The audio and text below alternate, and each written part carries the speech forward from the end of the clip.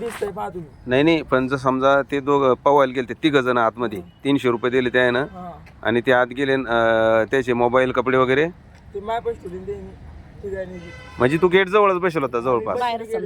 मी आता बसलो हा आणि ते आरडाओरडा करू लागले. तर मग त्यांना कॉल करून मी गेलो, ते साखळी दिसली मला, साखळी धरली आणि मग वरून वर काढलं. मग म्हणजे बाकीचे लोक साखळी दिसली म्हणजे ते जे काय मग साखळी चांदीची हा, म्हणजे तो उडी मारून पाण्यातून किती फुटातून काढलं जवळपास? 9 फुटात हा 9 फुटात 9-10 फूट पाण्यातून काढलं. आणि बाकीच्या सोबत जे अजून जे दोघं पोहत होते त्याला बी कमी पाहू नये का? पाहुणं नव्हतं त्यांना. ते पोहत नव्हते का मग? ते पाहत होते ते कमी बच्चे ते बी ते दगड आम्ही डुबू लागला.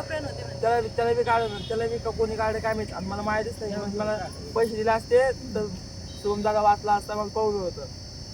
अरे अरे अरे, याला 100 रुपये जर असते तर हे त्याचे संघ असता. हे मोठं दुःख.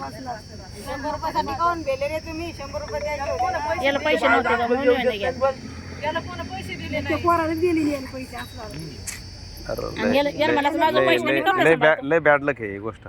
गेली बरं हा गेले असते तुझी पोर याचाच भाऊ आहे. त्याला पाहुणे होतं त्या बाहेर राहिला, त्याला पाहुणे नाही त्यामध्ये गेला. जो पवायला गेला तुझा भाऊ तो मोठा आहे तुझ्यापेक्षा.